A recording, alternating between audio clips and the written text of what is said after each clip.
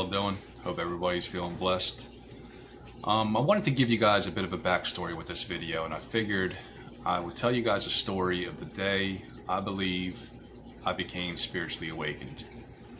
And what happened was about a year ago. It was a Sunday morning. I woke up hungover like always, and I was in a lot of pain because if you don't know, alcohol and the sugar in alcohol is extremely inflammatory. So I was always constantly in pain, lower back pain, leg pain. Anyway, I get up, I come out to the living room, and my family's already up, and immediately everything that's being said to me, I'm just annoyed. Wife's annoying me, daughter's annoying me, and I pretty much have it in my head like, I can't be here today with all this. I just need to get out and clear my head. So I live in South Jersey, and I live against the Pines. So I wound up taking a ride out to the Pine Barrens, and I ended up in an area that I've never been to before.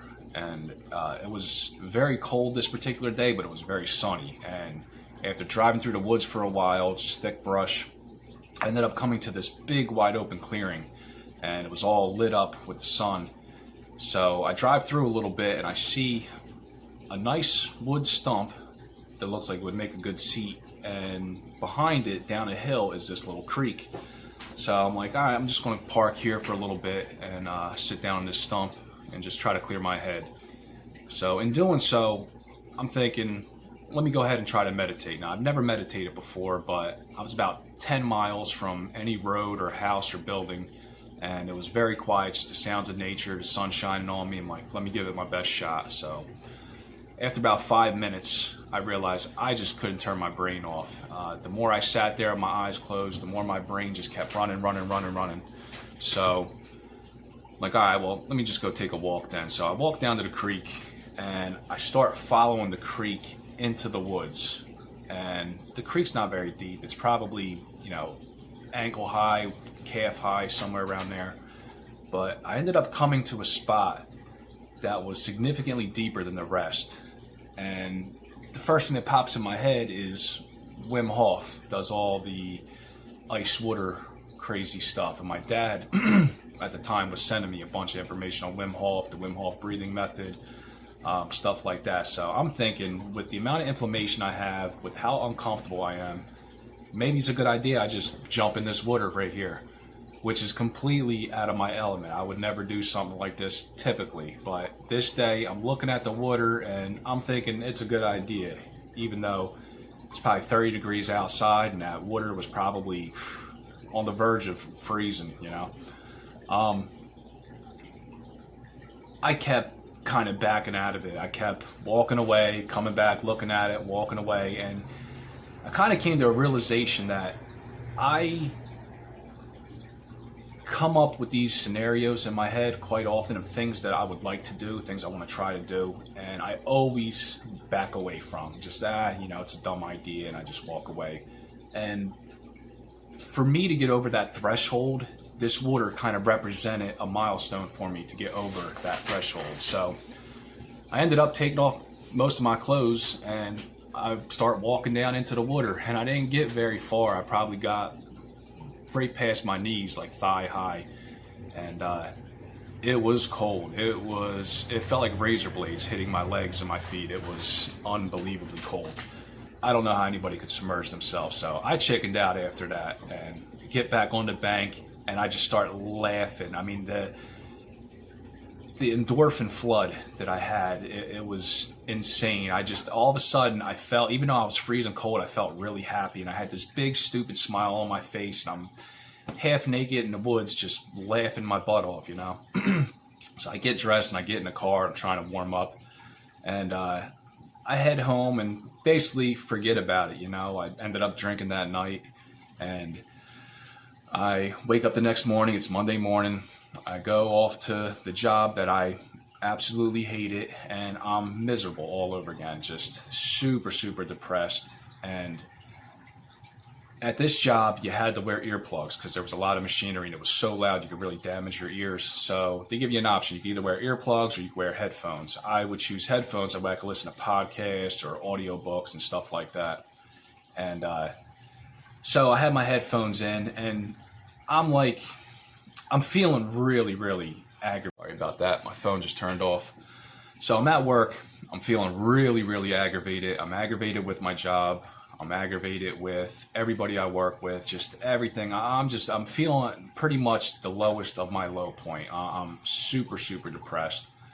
And for some strange reason, the name Mike Posner is a name that kind of stuck with me throughout my whole life. And I want to backtrack for 1 second. When I was a teenager, my late teens, this kid came out named Mike Posner, and he had a really popular song. It was called Cooler Than Me.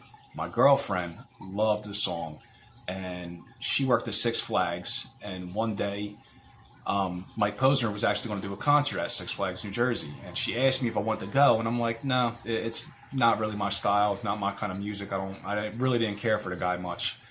And then there we are, 15, 17 years later, I was listening to a podcast and I hear Joe Rogan mention Mike Posner, saying that he's walking across America and he got bit by a rattlesnake. And I'm like, man, that's wild, What the heck is he doing walking across America? I thought he was like a pretty boy pop singer, that had like a one-hit wonder. I had no idea how irrelevant he, was.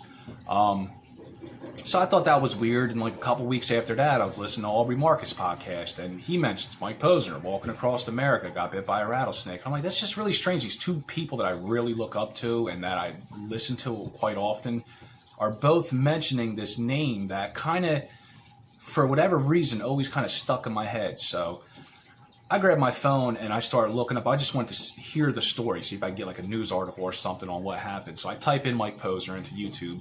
And the first thing that pops up is one of his songs, and it says the title of the song was Live Before I Die. So I'm like, yeah, that's pretty much how I feel. I feel like I'm wasting my life away. I'm working a job that I hate. I'm just constantly depressed. I feel trapped. I feel like I'm living in a prison cell and I can't get out, So let me hear what this is about. Listen to it. And I'm like really relating to it, He's like, dear Lord, won't you please give me wisdom, grant me peace, because I just want to live before I die. And I had goosebumps. I'm like, man, this is me here, man. He's making a song for me, That's what it kind of felt like. So the next song comes on, and the song is called Nothing Is Wrong. And again, he starts off the song, he says, I could worry, I could overthink things. That's exactly when I tend to want to drink things, tend to want to smoke things, till I realize there's no thing outside of me, and that kind of helps me grow wings. And I heard that line, and I'm like, again, goosebumps all over me. I'm like, man, like I had no idea this dude's music was like so powerful, and it felt like it was what I needed to hear at that exact moment. It was like he was speaking my words for me through a song. It's hard to describe. So anyway, I listened to that like 5 or 6 times. I'm like really hooked on everything he says. Every line in the song I'm like relating to, And so then I'm like, okay, let me hear what else he has to say. And the next song comes on, and it's a song called, it's actually one of my favorite songs. I'm drawing a blank here. Slow Down. And again, the first line in the song is, I'm in prison and I think I built my own cell. Prophets speak softly, homie, they don't yell. And I like, again, man, at this point, like my eyes are swelling up and I got a lump in my throat and I'm listening to everything that he's saying. At the end of that verse, he says something that really hit home for me. He said, here's a fun fact. Most people leave their potential untapped. There'll be more than camping gear to unpack. Sometimes you got to go there just so you can come back. And at that moment, hearing that line, I felt like I got hit with a tidal wave, and all of a sudden, everything started making sense for me. That every choice that I've ever made in my life led up to this moment right here, right now. And again, I'm at work. My eyes are swelling up. I have a lump in my throat, and I'm ready to lose it in the middle of my job. And I'm like, I got to get to the bathroom and, basically hide myself because I'm ready to start crying in front of my coworkers, So I get to the bathroom and I kind of just let loose from there. I'm still listening to the words of the song, and every line of the song is just hitting home for me, hitting home. It's like one home run after another. And I'm not losing my shit, but I'm in the bathroom shedding some tears. And as this wave of emotion came in and hit me, as it started to digress and leave me, it felt like it was taking all that negativity that I had built up, all that animosity, all that depression, and it was just leaving my body. And it's really hard to explain the feeling that I had, because it wasn't euphoric. It was just bliss, just being at peace out of nowhere with where I was, with my surroundings, with what I was doing, with who I was, accepting everything that I was and everything that I became. It was a really, really unique feeling for me. So I compose myself and I get back out to the floor and I'm doing what I'm supposed to do. And I couldn't shake this feeling that I have to meditate. I have to meditate like now. Like it was this itching urge that just wouldn't leave me alone. And I'm thinking to myself, I'm going to have to leave work early. I have to go home and meditate. I can't be here any longer. And I'm trying to think of ways to get out, excuses to leave work early. And I wind up toughing it out. I finished the day, and as soon as I punched my card, man, I'm out the door, I'm in my car, I'm home. I have a half hour before I got to pick my daughter up from school. I'm like, I'm going to meditate right now. Run in the house, my headphones are still in. I lay down on my bed. I don't even sit, lotus. I just lay flat on my bed and I YouTube meditation music.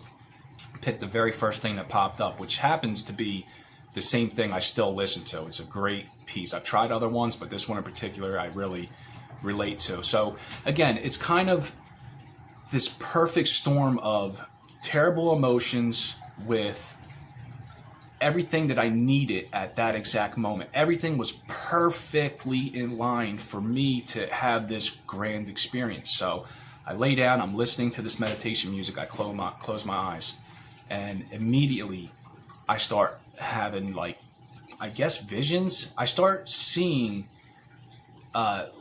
landscapes, and behind my eyes I'm seeing these visions of these tall, beautiful trees, and then I would see like a tiger, or I would see animals. And this one vision in particular was this monkey's face, and he had real dark hair, and his face was very dark black, and his eyeballs were really dark, and it was like a close-up of like his snout or his nose area, and it was beautiful as an understatement for what I saw in this experience. It was insanely gorgeous, like the most beautiful, gorgeous thing you could possibly lay witness to. And for whatever reason, all this came to me, and it made me so happy. So I experienced this for a while, and I got up, went and picked my daughter up from school, and I became very happy. From that point up until maybe 2 weeks later, I was in bliss, complete and utter bliss all the time. Nothing could shake me. I was going into work, to the job that I hate, with coworkers I didn't like. I would walk in smiling, happy to be there. I'm wishing everybody good morning. People that I've literally never talked to since I started working there, I'm smiling and saying good morning to everybody. I was so happy. And I didn't know, but when you start having a spiritual awakening, that feeling doesn't stay with you forever. It usually lasts between 1 and 2 weeks. And after 2 weeks, I lost it. And I tried my best to get it back. I was getting very angry again because I couldn't get it back. And I would be in my room trying to meditate. My wife would walk in, disturb me, and then I'd start yelling at her. I was just angry all over again. And eventually, I relapsed and started drinking again, which winds up bringing me full circle into another spiritual awakening moment, which I'd like to get into on another day. But I want to leave this video and close it out by saying, if you are really depressed or feeling really emotional and feeling down on yourself or feeling really sad about things, and you constantly have this urge that there's got to be something more than this. There's got to be more than just the monotonous wake up, go to work, make not enough money to pay my bills, but I got to do it to pay some of the bills, and I'm just constantly in this rat race. This can't be the end. This can't be life, If you're constantly having these nagging feelings that there's more to this, you might be on the verge of having a really profound spiritual moment in your life. And I just want to say, you know, don't fight the feelings of like positive, I don't even know the words I want to use. Don't fight.